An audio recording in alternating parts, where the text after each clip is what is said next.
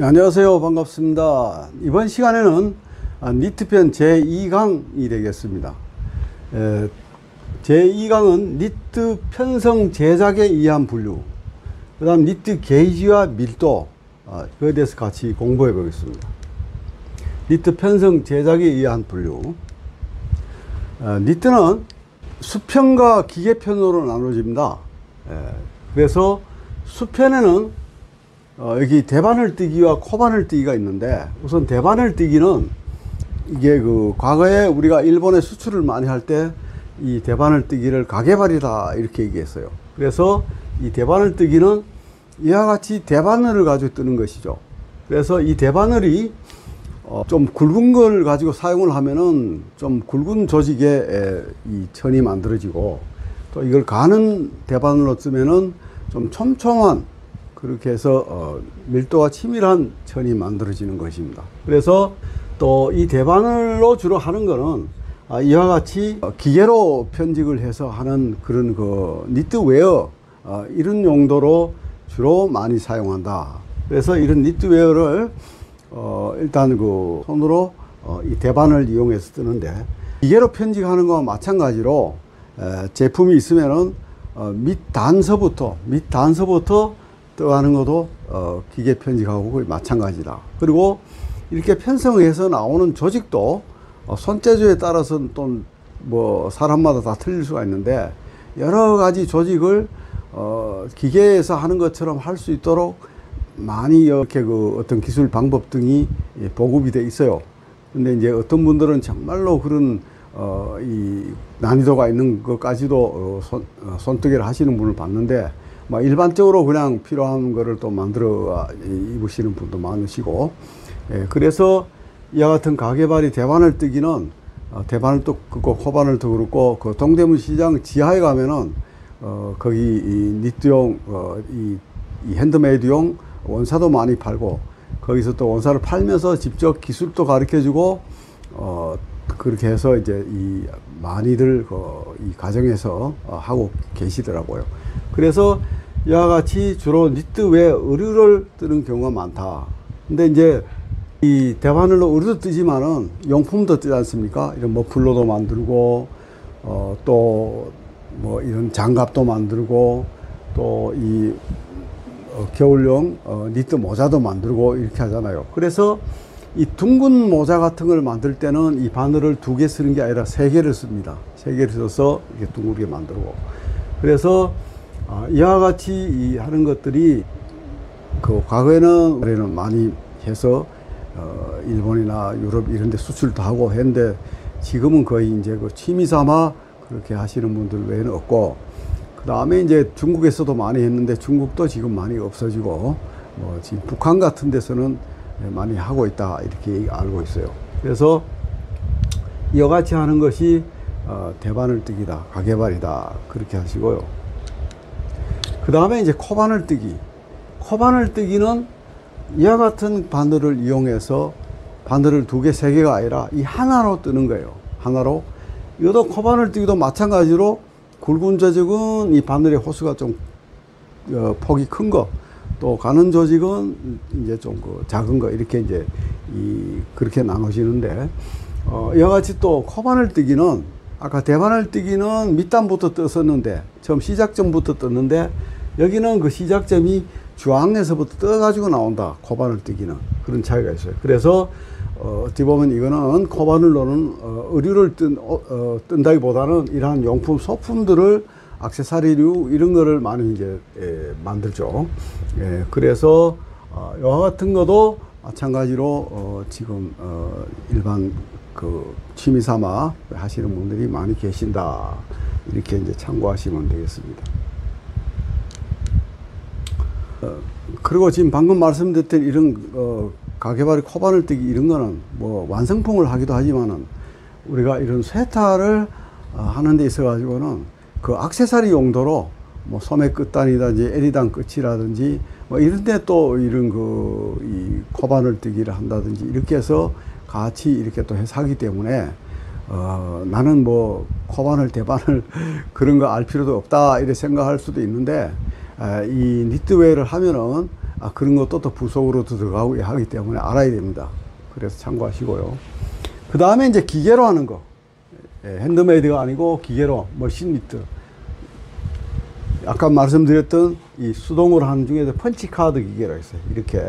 이렇게 해서 단침판이죠. 한쪽 침상만 가지고 이렇게 해서 우리 스웨터, 이 니트웨어를 만들었던 거. 옛날에 편물점에서 썼다는 거.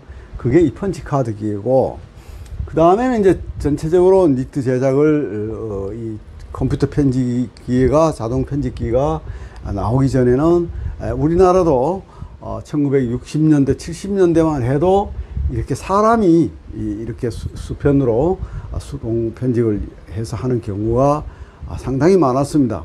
그러면서 이제 뭐 70년대, 80년대 지나면서 그 없어지기 시작하고, 지금은 여기 이제 펀치카드나 이런 수동 편집 기계는 니트 샘플실에 가면 있습니다. 샘플실 정도 있고 이걸로 생산하는 경우는 없다.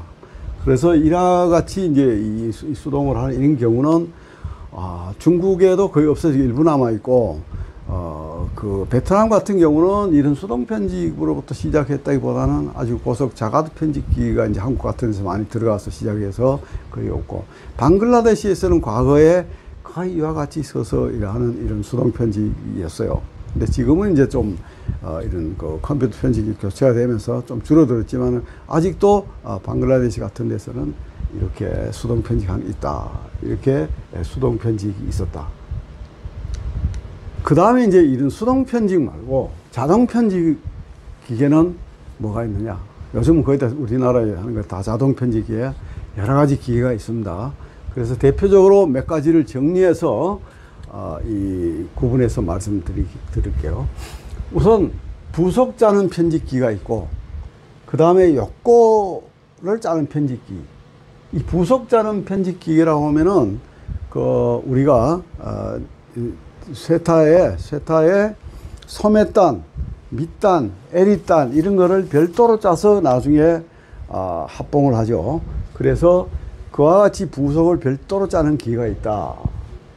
그래서 이 부속을 별도로 짠다 하는 거는 사실은 여기 요즘 자가드 평이나 이런 데서 다 부속도 짤 수 있어요. 짤 수 있는데 별도로 짜는 이유는 이 기계가 첨단화 될수록 가격이 비싸지 않습니까? 그래 되면은 그걸 이용해서 작업하는 비용도 비싸게 나올 수밖에 없어요. 그래서 이와 같이 부속 편집 기계 같은 경우는 어떻게 보면 옛날에 수동 편집을 하던 이거를 자동화 시켰던 정도예요. 전동 장치를 달아가지고. 그렇기 때문에 기계값이 별로 안 비싸기 때문에 이 짜는 생산 단가를 좀 낮게 받습니다. 자동 편집이나 컴퓨터 편집에 비해서 낮게 받아요. 원가 절감을 할 수 있는 차원에서 일부 필요한 경우는 이렇게 부속 편집기를 활용한다. 그 편집기는 티셔츠에 L이나 커프스에 빳빳한 그런 원단을 별도로 사용을 하죠. 그거는 티셔츠는 주로 한편에서 다이마루 기계에서 저지를 짜서 재단해서 만드는데, 그 L이나 커프스는 그 한편기에서 할 수가 없잖아요. 그래서 그것만 작업하는 요거 편집기가 별도로 있다. 그래서 L단, 소매단을 있다. 그 다음에 이제 주로 우리가 의류용으로 주로는 횡편기, 쇠타를 짜는 기기가 있고, 한편기, 저지를 짜는 다이마루 한편기가 있다. 이렇게 두 개가 나눠지죠. 그래서 이 횡편기에는 쇠타를 짜는 횡편기에는 자동 편기가 있고 컴퓨터 편기가 있다.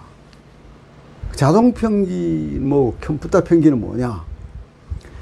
컴퓨터 편기는 요즘 대중적으로 널리 사용하고 있는 그런 기계죠. 독일의 스톨, 일본의 시마세키, 이런 기계가 이 컴퓨터 편기로 여러 곳곳에 분포돼서 작업을 하고 있는 것이고, 이 자동 편기는 뭐냐면은 컴퓨터 편기에 비해서는 할 수 있는 기능이 좀 축소되어 있어요. 쉽게 말하면 단순하다. 그래서 이거는 국내에서 만든 국산 편집기예요. 국산 자동 편집기. 그래서 이거 국산이고 이거는 외산. 이렇게 해서 기능 자체가 틀린다. 그러면 대표적으로 뭐가 틀리냐 하면은 자동 편집 기계에서는 컴퓨터에서 할 수 있는 이거를 줄이고 늘리고 하는 그걸 우리가 헤라시라고 하는데 그 작업을 할 수가 없어요. 그냥 이렇게 늘리는 것만 가능해요. 다음 시간에 또 자세히 말씀드리는데 늘리는 건 가능하고 또 줄무늬 같은 이런 거 짜고 뭐 이렇게 일반적으로 그냥 노멀한 여성용 뭐 세타를 한다 하면은 큰 자가드가 안 되고 이런 거는 자동 편집기에서 할 수 있어요. 그러나 컴퓨터 편집기는 자가드 무늬가 들어간다 뭐 등등 하는 거는 컴퓨터 편집기에서 해야 되겠죠. 그래서 아까 말씀드렸듯이 부속 편집기에서 하는 부속 정도 짜는 거하고 그 다음 자동 편집기에서 짜는 거하고 그 다음 컴퓨터 편집기에서 짜는 자가드물하고는 편집료가 가격 차이가 많이 난다. 예, 그래서 우리가 옷을 제작할 적에 일부 자가드가 들어가 있는 어떤 그 자가드물이다 패턴물이다 하면은 이 반드시 컴퓨터 편집기에서밖에 할 수가 없잖아요. 근데 자가드가 아니고 일반 그 여성물인데 쉽게 말하면은 민자 프레임 조직 같은 경우는 굳이 컴퓨터에서 안 해도 자동 편집기에서 할 수 있다. 또 이러한 데서 짜는 그 부속단을 L이나 소매단을 여기서도 짤 수 있지만은 부속 편집기에서 짠다. 그래서 내가 원가를 절감하기 위해서는 컴퓨터에 대해 안 짜도 될 건 자동 편집기 짜고 또 자동이나 컴퓨터에서 부속 같은 거는 부속 편집기에서 짜면은 원가가 절감될 수 있다. 그래서 이런 기계를 사용하는 거예요. 그 다음에 이제 행편 편집기에는 일반적으로 짜는 거 말고 인타샤 편집기, 홀가먼트 편집기가 또 있어요. 인타샤. 예, 인타샤는 우리가 어떤 아가일 무늬 같은 거 있죠. 그런 어떤 패턴을 만드는 그런 인타샤 편집기가 있는데 그걸 인타컴이라고 해요. 그래서 이제 인타컴에서 이게 짜는 방식이 일반 이런 자동 컴퓨터하고는 좀 많이 달라요. 그래서 좀 비용 비쌉니다. 인타컴에서 하면은. 그래서 이러한 인타샤는 이렇게 인타컴에서 작업을 해야 되는데 이 일반 컴퓨터 편집기에서 그 스톨 기계에서는 독일 스톨에서는 이러한 인타샤에서 하는 상당 부분을 작업을 할 수가 있어요. 예, 그래서 그래도 또 인타샤에만 해야 되는 게 있어요. 인타샤. 홀가먼트는 옷 한 장을 전부 다 이제 무봉제로 바로 편집해서 옷이 될 수 있는 그렇게 이제 주로 나누어져 있다. 이거 뭐 세타에서는. 그 다음에 환편기는 싱글 편기, 리브 편기, 양면 편기 해서 이렇게 크게 세 가지로 나눠져 있다. 그 다음 경편은 아까 말씀드렸듯이 트리코트 편기, 라셀 편기 이렇게 이제 나눠져 있다. 이렇게 이제 참고를 하죠. 자동 편집은 이렇게 기계가 나누어져 분포되어 있다, 분류되어 있다. 이렇게 이해하시면 됩니다. 그 다음에 이제 제작 방법에 의해서 분류를 하면은 니트 제품을 제작하는 것은 재단 유무와 사시 유무에 따라 달라진다. 각각의 다른 특성을 가지고 있다. 이거를 니트를 해서 전체를 재단하느냐 아니면 일부만 재단하느냐 완전히 성형으로 짜느냐 이렇게 해서 하는 거는 결국은 나중에 가공할 적에 재단을 어느 정도 하고 또 사시를 어느 정도 하는 그런 차이가 이제 날 수 있어요. 그러나 거기에서 성형 편성 제품은 성형은 어떤 옷의 패턴에 맞춰 가지고 이 성형 편집을 하기 때문에 100% 성형 편집을 하면은 재단할 필요 없이 바로 사시 합봉을 해서 옷이 되는 것이죠. 그래서 과거에 60, 70년도 이때에 이 수편으로 해서도 이 성형을 했지만은 또 기계 자가드로도 지금 하고 있고 한데 완전히 성형으로 해서 정말로 재단 없이 그대로 합봉만 하면 되도록 해서 하는 게 원래 니트의 정석이에요. 그래서 니트 옷이 태가 나고 그래서 이 봉제에서 하는 것보다는 옷이 값어치가 있어 보이죠. 예, 그래서 또 비싸고 그래서 이렇게 해서 성형을 해서 했는데 요즘은 좀 많이 이제 이 단순화시켜 다른 방법을 하고 있어요. 그래서 이 성형을 하기 위해서는 이와 같이 암호를 판다든지 앞에 이 마이 부분을 판다든지 뭐 이렇게 해서 일례로 보면은 이게 옷에 이제 일부 들어가서 이렇게 성형을 해서 여기가 아모리 붙는 부분이에요. 그 다음에 이 에리 부분을 이렇게 판다든지 뭐 이렇게 해서 바로 이렇게 붙여서 합봉이 될 수 있도록 이렇게 편직해서 다 이렇게 성형을 해서 이제 작업을 한다는 그 얘기예요. 네, 참고하시고요. 그 다음에 이제 인테그랄 편성 제품. 얘기했던 이제 몸판 짜고 부속 짜고 뭐 이렇게 해서 부채가 옷을 만들 수도 있지만은 편직해서 L이나 이런 모든 부분을 다 한꺼번에 편직을 해서 이렇게 나중에 붙이지 않아도 옷이 완성이 되도록 하는 거. 이건 무봉작은 좀 틀리는 개념이고, 그래서 이제 이와 같이 이런 앞 라운드도 단을 안 붙여도 깔끔하게 만들어지도록 하는 거. 여기도 마찬가지고 단이고. 그래서 이 제품이 이제 이 단을 안 붙이고 앞 부분을 이렇게 깔끔하게 이렇게 이제 한 부분 이 편직에서 다 이렇게 이제 다 된 것이죠. 이 앞 단까지 전체적으로. 그래서 여기 이제 그 아몰하고 이 왁기만 붙이면 되도록 이와 같이 성형을 해도 다 하는 거를 우리 인테그랄이다. 그 다음에 이제 이런 주머니 같은 거를 아예 편직해서 한꺼번에 주머니가 만들어져 나오도록 하는 것. 그래서 여기에 이제 이와 같은 제품은 여기 이제 주머니를 안에 이렇게 같이 짜가지고 이렇게 별도로 주머니를 안 달아도 되도록 이렇게 안 달아도 되도록 이렇게 이제 편직을 같이 하는 것. 이거를 우리는 이름하여 인테그랄 편성 제품이다 이렇게 얘기를 해요. 그래서 참고로 말씀드리면은 이와 같이 이 주머니가 이렇게 이제 짜지려면은 여기 이제 제품이 밑단이 있지 않습니까? 밑단에서부터 이렇게 짜잖아요. 짜서 올라가는데 편직은 항상 밑단서부터 짜서 이렇게 올라가는데 여기에 주머니가 있잖아요. 주머니가 이렇게 있어. 주머니가 붙어 있어요.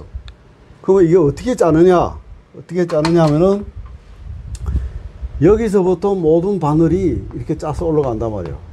짜서 올라가는데 이렇게 짜가 이 시점까지 여기 있는 주머니가 이 시점까지 다 같이 짜서 올라가요. 근데 요 주머니가 있는 요 시점까지 짜가지고 그 다음에는 이 주머니를 짤 적에는 여기에 있는 바늘은 다 잠시 멈춰요. 동작을 멈추고 요게 내려가서 요렇게 다 짜가 올라지면은 그 다음에는 동시에 또 같이 짜서 올라가요. 이렇게 올라가요. 이런 방식에 의해서 이렇게 같이 짜는 것이다. 이렇게 참고로 해주시면 되겠습니다.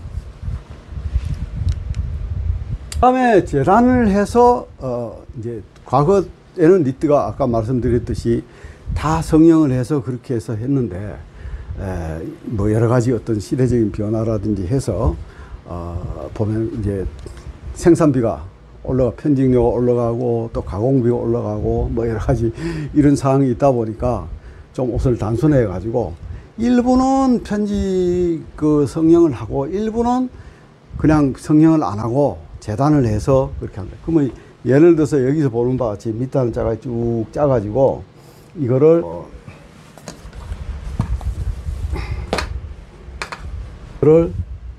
이렇게 이제 제품을 짜요.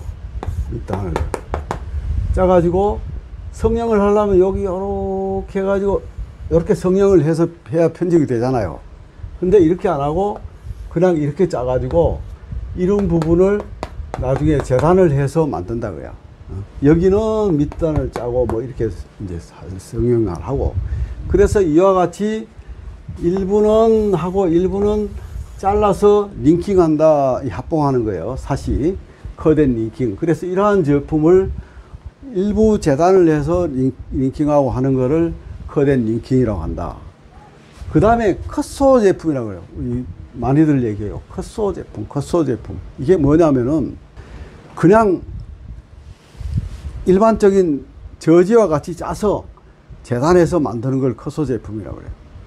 그러면은 뭐 이 다이마루 티셔츠처럼 이 천을 짜서 재단에서 만드는데 뭘 또 무슨 얘기나 이렇게 하면은 이 세타 행편으로 짠 조직을 행편으로 짠 니트 편성물을 재단을 해서 이렇게 봉제해서 만드는 옷을 컷소 제품이다 이렇게 이해를 하시면 됩니다. 예, 아무거나 재단한다고 다 컷소가 아니고 그렇게 부른다 그렇게 해서 참고를 하시고요. 그 다음에 이제 홀가먼트 편성 제품, 아까 조금 전에 말씀드렸듯이 재단과 봉제 과정 없이 옷이 완성이 된다. 옷은 합봉선이 없는 무봉제 제품이다. 착용감 좋고 제작 기간이 짧다. 이와 같이 이런 무봉제 제품이 이와 같이 왁기나 뭐 다 이런데 합봉선이 없이 편직해서 다 만들어지는 거예요. 그래서 여기 보시면은 이 제품이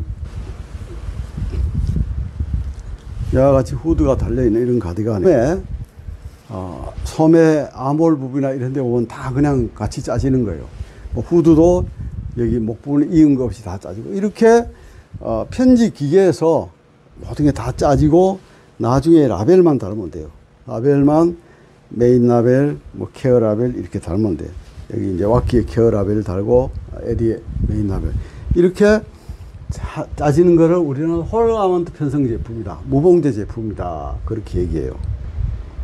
여기 이제 어떤 홀가먼트 제품과 기존 방식으로 짜는 어떤 차이는, 기존은 아까 말씀드렸듯이 앞판, 등판, 소매 각각 짜서 나중에 합봉을 하지 않습니까? 근데 홀가먼트 제품은 기계에서 다 이제 만들어져 나온다 그 얘기예요. 그래서 기존은 이렇게 각각 나눠가 나중에 합봉이 되고, 홀가먼트는 이렇게 한꺼번에 편직해서 이렇게 다 만들어진다. 이렇게 이제 홀가먼트 제품이다. 참고하시고요. 기계로 보면은 이렇게 이제 이 홀가먼트 짜는 제품이 우리 횡팬 니트 스웨터 짜는 거하고 같아요. 근데 시스템은 약간 틀리고, 그렇게 해서 이것이 이렇게 평형으로 왔다 갔다 하면서 이렇게 이제 짜지는 거예요. 앞침상과 뒷침상 똑같이 있고, 그래 짜지는데, 단지 이제 그 앞침상, 뒷침상을 이어지는 만나는 부분은 이 옷을 짰을 때 약간 그런 이 선이 남아 있어요. 선이 좀 앞침상과 뒷침상이 만나는 이 부분, 여기 왁기 쪽에 보면은 앞과 뒤가 만나는 이런 부분은 약간 선이 남아 있다. 이렇게 짜고, 그래서 이렇게 짠 거를 다 된 거를 이렇게 이제 아이롱 해가지고 이제 나중에 라벨이나 뭐 이런 걸 달면은 마무리가 되는 거예요.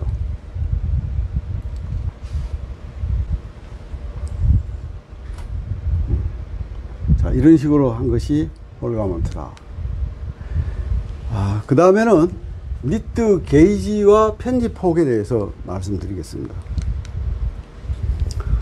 니트 게이지란 무엇인가? 니트 게이지. 니트 게이지는 게이지는 기계 게이지와 편지 게이지가 있어요. 기계 상태에서 게이지와 편지 게이지로 이제 기계에서 7게이지를 짰으면은 그게 똑같은 맥락이 아니라 또 다른 개념의 편지 게이지입니다. 이 게이지라는 거는, 기계 게이지는 기계 1인치당 편침수예요. 7게이지라면은 일단 바늘이 7개 있는 거예요. 이게 7게이지를 하면 1인치 안에 바늘이 7개가 꼽혀 있는 걸 7게이지. 그렇게 해서 기계 게이지 표시는 1인치 안에 바늘 개수가 7개면 7게이지, 12개면 12게이지, 이런 식으로 1인치 안에 바늘 개수다. 이렇게 나타내고, 7게이지를 하면 7 뒤에 G자를 붙이면 돼요. 7G 하면 7게이지가 돼 있고, 그 다음에 이제 편지 게이지는 이게 기계로 짜서 나온 이 편성물 내에 1인치 안에 들어가 있는 가로, 세로의 코수예요. 가로, 세로 코수. 그래서 가로 방향 침수 또는 세로 방향 코수, 이렇게 해서 돼 있는데, 일반적으로 이 게이지는 뭐 몇 개지 게이지라는 거는 숫자가 클수록 가늘고, 조직이 가늘고, 숫자가 작을수록 조직은 이 굵은 조직이다. 이렇게 보시면 돼요. 그래서 우리가 편성물은 이 1인치 안에 이렇게 몇 침이 들어갔느냐 또는 몇 코가 들어갔느냐 몇 코수가 들어갔느냐 이렇게 이제 구분하고 있다.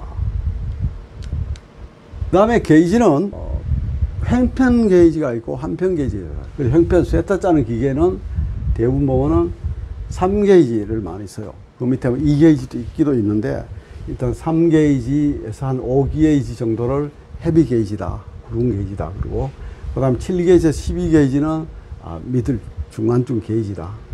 그 다음에 12에서 14게이지는 하인 게이지다.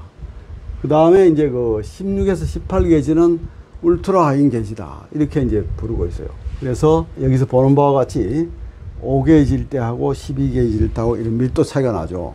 예, 그렇게 해서 이 게이지는 나눠지는데, 요게 이제 3게이지로 짠 직물인데, 이렇게 3게이지 같은 경우는 이게 굵어가지고 이렇게, 이 검정색이 잘 안 보이는데, 이게 굵게 나와요.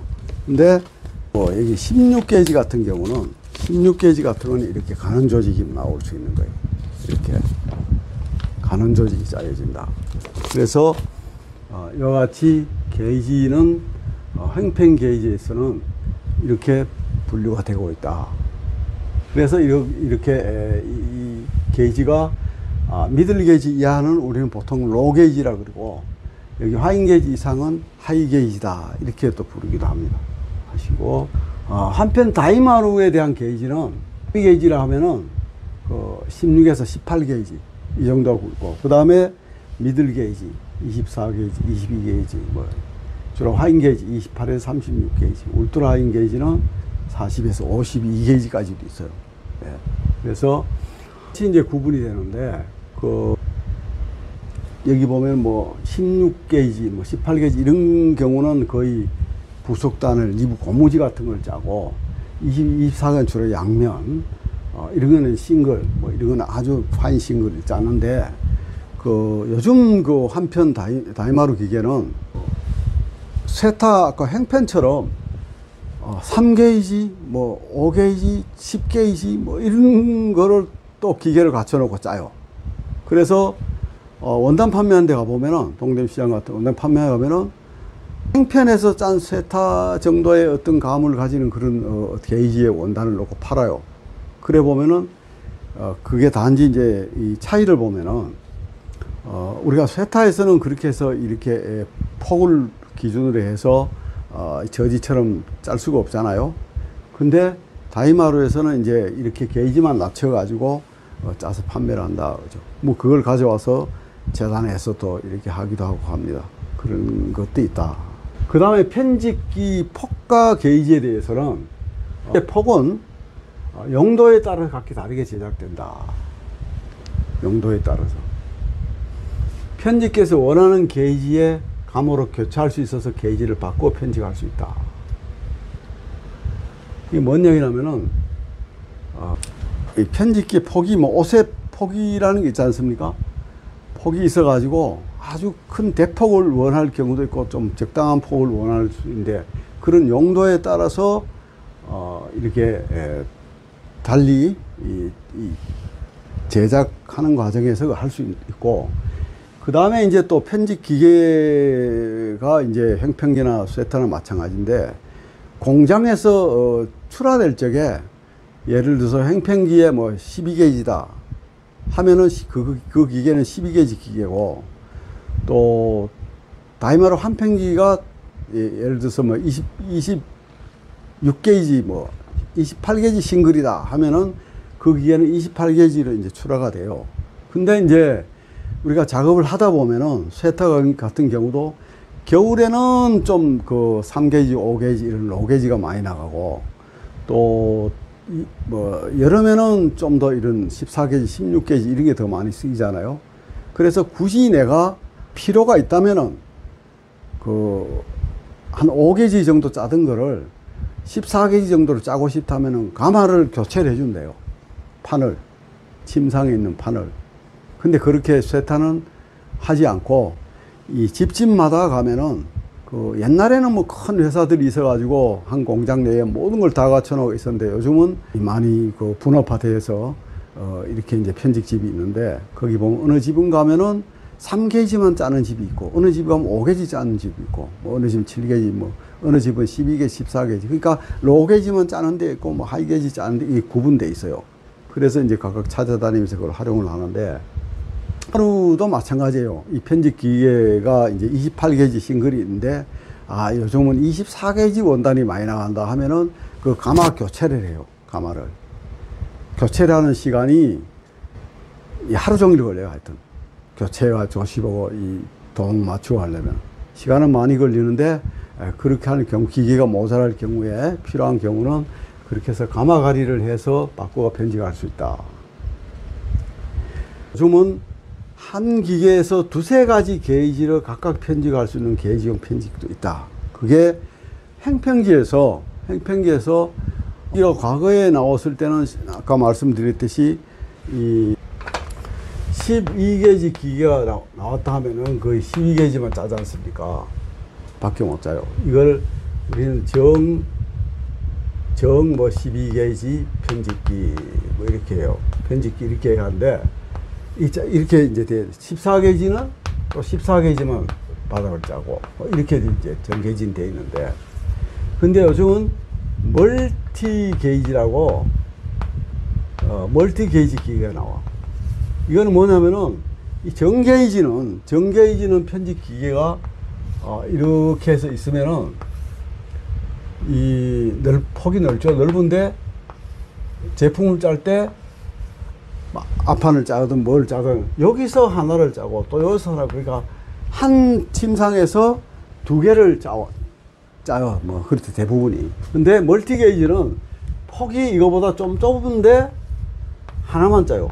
하나만 짜는데, 이 멀티 게이지는 어떻게 되어 있냐면은 한 7게이지로 나오는 멀티가 있고 한 12게이지로 나오는 멀티가 있어 가지고, 7게이지에는 이 멀티 게이지 기계 바늘이 정상 게이지의 이 기계 바늘 보다가, 이 정상 게이지 바늘 보다가 이 헤드 부분이, 머리 부분이 좀 크다. 좀 이게 약간 크게 돼 있어요.